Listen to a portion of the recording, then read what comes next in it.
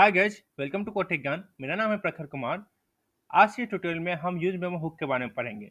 पिछले ट्यूटोरियल में हमने ये देखा था कि हुक क्या होता है, तो उसको रिवाइज करते हैं। तो हुक एक फंक्शन होता है जो कि आपको स्टेट और रिएट जैसी अदर फीचर्स को फंक्शनल कंपोनेंट में यूज करने का अलाउंस देता है। पहले क्या होता था कि आपको अगर उस स्टेट यूज करना है, स्टेट चेंज करना है या कुछ अदर फीचर यूज करना है तो आप क्लास कंपोनेंट में ही यूज कर सकते थे। जब से हुक आया है, आप स्टेट और रिएट जैसी दूसरी फीचर्स को अपने फंक्शनल कंपोनेंट में इजीली यूज कर सकते हैं। और फंक्शनल कंपोनेंट क्लास कंपोनेंट के कंपैरिजन में काफ़ी इजी भी होता है और इसे समझने में काफ़ी आसानी भी पड़ती है।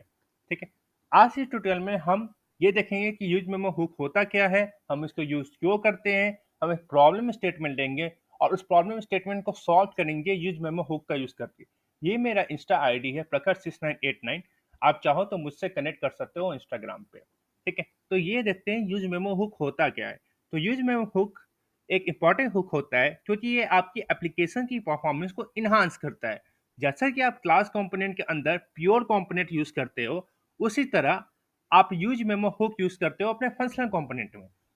दोनों का काम सेम होता है, उसको जो यूज करने का तरीका होता है वो अलग होता है। क्लास कंपोनेंट में हम सिर्फ प्योर कंपोनेंट को एक्सटेंड कर देते हैं और उससे वो काम करने लगता है। ठीक है, पर जो फंक्शनल कंपोनेंट है उसमें हम अलग तरीके से हम यूज मेमो हुक को यूज करते हैं। ठीक है, तो इसको अब ये आता है कि इसको हम यूज क्यों करते हैं। इसको यूज करने का मेन कारण है कि हम अपने एप्लीकेशन की परफॉर्मेंस को इनहांस करना चाहते हैं।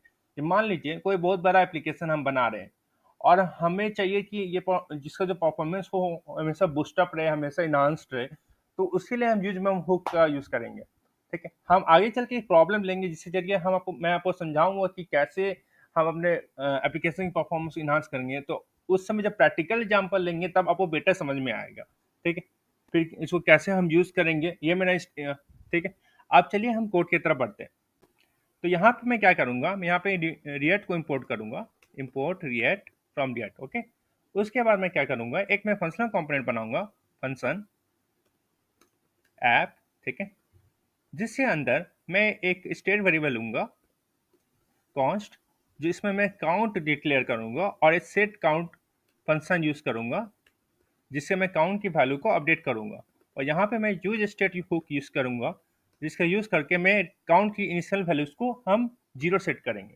ठीक है, एक यहाँ पे एक स्टेट वेरिएबल लिया मैंने काउंट, दूसरा मैं स्टेट वेरिएबल लूंगा यहाँ पे आइटम।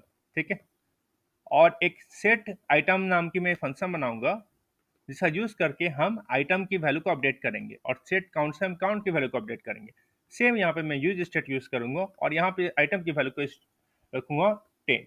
ठीक है, उसके बाद मैं क्या करूंगा, मैं एक रिटर्न यूज यहाँ पे रिटर्न स्टेटमेंट यूज करूंगा जिसमें मैं यहाँ पे डीप टैग से इसको खोलूंगा और इसके अंदर में एक नॉर्मल h1 टैग लिखूंगा और यहाँ पे मैं लिखूंगा यूज यूज मेमो हुक। ठीक है, और हाँ, तो ये नॉर्मल यूज मेमो हुक मैंने h1 टैग के लिए लिख लिया। अब मैं क्या करूंगा, मैं यहाँ पे काउंट की करंट वैल्यू को यहाँ पे मैं शो करूंगा। यहाँ पे h2 टैग लूंगा और यहाँ पे काउंट को मैं यहाँ पे शो करूंगा। तो जो काउंट की स्टार्टिंग वैल्यू जीरो वो यहाँ पे दिख जाएगी। ठीक है, उसके बाद मैं यहाँ क्या करूंगा, एक बटन लूंगा। ठीक है, ऑन क्लिक ऑन क्लिक एक फंक्शन लूंगा जिसके ऑन क्लिक एक मैं यहाँ पे ऑन चेंज इवेंट लूंगा जिसका यूज करके मैं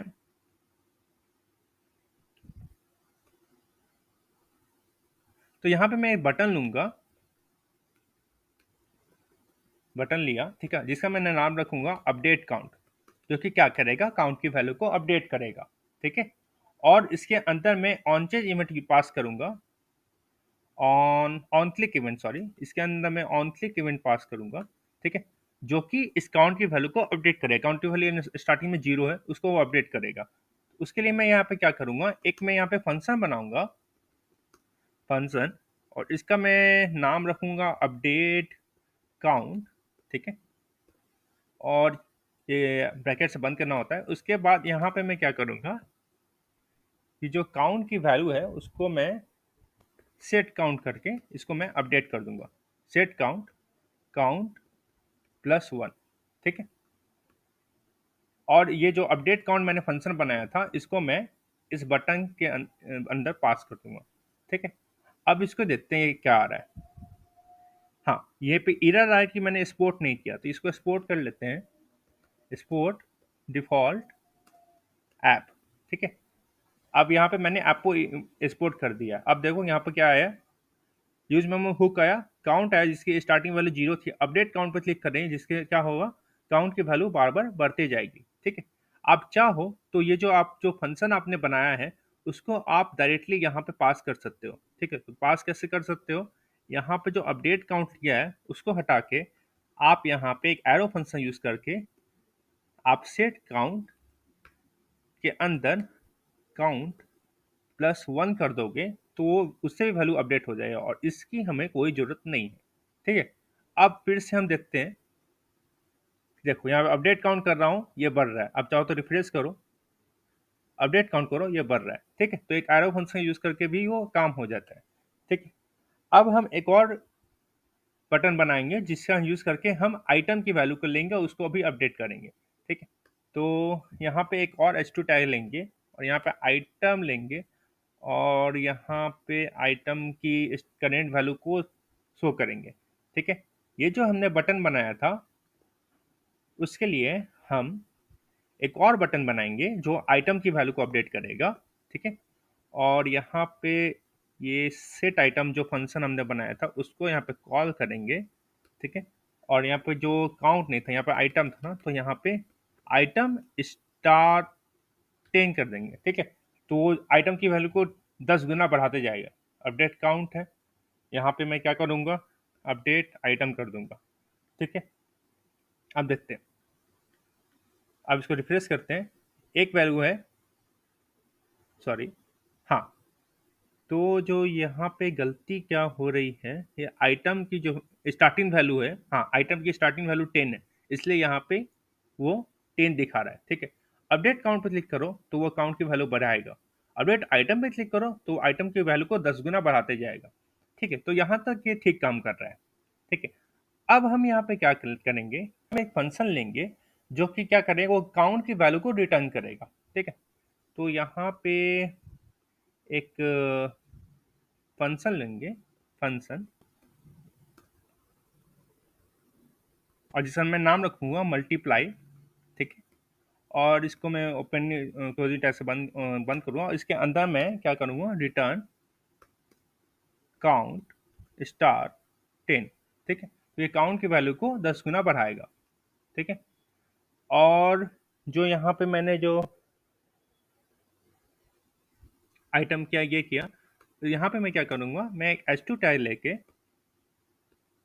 लेके मैं वो जो फंक्शन है उसको यहाँ पे मैं पास कर दूंगा। ठीक है, मल्टीप्लाई, और यहाँ पे इसको मेरे को कॉल करना पड़ेगा क्योंकि यहाँ पे मैंने फंक्शन डायरेक्टली बनाया है। याद रखिए, जब भी आप कोई वेरिएबल के अंदर कोई फंक्शन डिक्लेयर करते हो तो यहाँ पे कॉल करने के लिए उस वेरिएबल का नाम डायरेक्टली लिखना होगा। ठीक है, आप वहाँ पे वेरिएबल कॉल नहीं कर सकते, वो आपको एरर थ्रो करेगा। ठीक है, तो यहाँ देखो फंक्शन आ रहा है। अब यहाँ पे अब देखो, रिफ्रेश करो। ठीक है, तो ये देखो ये मल्टीप्लिकेशन फंक्शन का आ गया। जब जब काउंट की वैल्यू इंक्रीज होगी वो उसको 10 गुना बढ़ाते जाएगा। तो काउंट की वैल्यू 7 है तो ये 70 हो गए। ठीक है, तो आइटम की वैल्यू अब बढ़ रही है।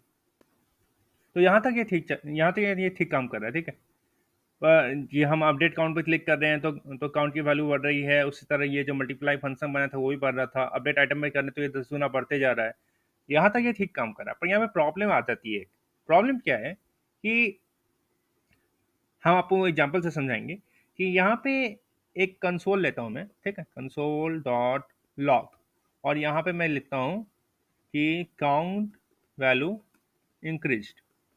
ठीक है, ये मैंने लिखा और यहाँ पे मैंने इसको सेमीकोलन से बंद किया। ठीक है, अब यहाँ पे आप देखो, इसको फिर से मैं रिफ्रेश करूंगा। ठीक है, यहाँ पे अपडेट काउंट करो, देखो काउंट की वैल्यू बढ़ रही है। अपडेट आइटम करो, आइटम की वैल्यू बढ़ रही है। कंसोल में जाते हैं, स्पेट में गए, यहाँ पे कंसोल में गए। ठीक है, यहाँ पे देखिएगा, यहाँ पे देखो अपडेट काउंट करूंगा तो देखो काउंट की वैल्यू इंक्रीज हो रही है। सॉरी, अपडेट काउंट करो कि काउंट की वैल्यू इंक्रीज हो रही है। ये देखो बार बार इंक्रीज हो रही है। पर जैसे अपडेट आइटम कर रहे हैं, आइटम की वैल्यू भी इंक्रीज हो रही है। पर हमें हमें तो ये नहीं चाहिए था। हमें क्या चाहिए था कि हम जैसे ही अपडेट काउंट करें, हम जैसे ही हम काउंट की वैल्यू इंक्रीज करें, तभी ये मल्टीप्लाई फंक्शन काम करे। तो ये क्या कर रहा है, काउंट की वैल्यू को इंक्रीज कर रहा है। आइटम की वैल्यू का इस पे कोई असर तो नहीं पड़ना चाहिए था। फिर क्यों ये हो रहा है कि जैसे ही हम अपडेट आइटम पे क्लिक कर रहे हैं, ये काउंट वैल्यू इंक्रीज प्रिंट हो रहा है। ये तो नहीं होना चाहिए था। तो उसके लिए हम क्या करेंगे, हम एक मेमो यहाँ पे यूज मेमो हुक का यूज करेंगे, जिसका यूज करके हम इस मल्टीप्लाई फंक्शन को ये मेमोराइज करेंगे, जिसको ये याद कराएंगे कि हमें हमें ये जो मल्टीप्लाई फंक्शन तभी कॉल करना है जब हम काउंट की वैल्यू को इंक्रीज कर रहे हैं। मतलब जैसे ही हम अपडेट काउंट कर रहे हैं, जैसे ही काउंट की वैल्यू को हम बार बार इंक्रीज कर रहे हैं, तभी मल्टीप्लाई फंक्शन कॉल होना चाहिए। जब अब आइटम की वैल्यू को हम अपडेट कर रहे हैं, तो वो तब वो मल्टीप्लाई फंक्शन को कॉल करने का कोई जरूरत ही नहीं बनता है। ठीक है, तो यहाँ पे उसके मैं क्या करूँगा, यहाँ पे मैं यूज मेमो हुक यूज करूँगा। यूज मेमो हुक यूज करूँगा। ठीक है, और इसको मैं कॉपी करके एक में वेरिएबल बनाऊंगा। ठीक है, और यहाँ पे मल्टीप्लाई मेमो यूज करूँगा। ठीक है, और उसके अंदर मैं क्या करूँगा, एक में जो मैंने यूज मेमो हुक है उसको मैं यूज करूँगा, और उसके अंदर एज ए कॉल बैक जो मैंने फंक्शन बनाया था उसको यहाँ पे मैं पास कर दूंगा। ठीक है, ये मैंने पास किया, और यहाँ पे मैं क्या करूँगा, एक मैं ब्रैकेट लूंगा, और इसमें मैं इसको बताऊंगा कि काउंट की वैल्यू को आपको मिनिमाइज करना है, और जो आपकी वैल्यू जो अपडेट होगी वो जो मतलब जब भी काउंट की वैल्यू अपडेट होगी तभी ये मल्टीप्लाई फंक्शन कॉल होगा। जब आइटम की वैल्यू अपडेट होगी तब मल्टीप्लाई फंक्शन को कॉल नहीं होना है। ठीक है, तो यहाँ पे मैंने मल्टीप्लाई किया, तो यहाँ देखो एरर इसलिए आ रहा है क्योंकि यहाँ पे मैंने नाम चेंज करके मल्टीप्लाई मेमो, और अभी मैं आपको बता रहा था कि मल्टीप्लाई फंक्शन कॉल हो रहा है, पर ये यहाँ पे फंक्शन नहीं, अब ये वेरिएबल है। तो ये दिमाग में याद रखने की जरूरत है कि जब वेरिएबल यहाँ से मतलब कॉल कर रहे हैं तो यहाँ पे फंक्शन नहीं लिखना होता है। ठीक है, ठीक है, अब ये एरर चला जाएगा। ठीक है, अब आप देखो, अब अपडेट काउंट पे क्लिक कर रहे हो, अब अपडेट काउंट पे क्लिक कर रहे हो तो देखो काउंट की वैल्यू इंक्रीज हो रही है। पर जैसे आप अपडेट आइटम पे क्लिक कर रहे हो कुछ नहीं हो रहा है, ये मतलब आइटम की वैल्यू इंक्रीज हो रही है, पर यहाँ पे कंसोल में कुछ भी असर नहीं हो रहा है। ठीक है, तो ये जो होता है यूज मेमो हुक का। ठीक है, तो मैं आशा करता हूँ आपको यूज मेमो हुक अच्छे से समझ में आया होगा। आपको इसमें कुछ में अगर दिक्कत हो तो प्लीज़ आप कमेंट करें, और प्लीज़ लाइक और सब्सक्राइब करें चैनल को, और अपने दोस्तों को प्लीज़ शेयर करें। Thank you, bye.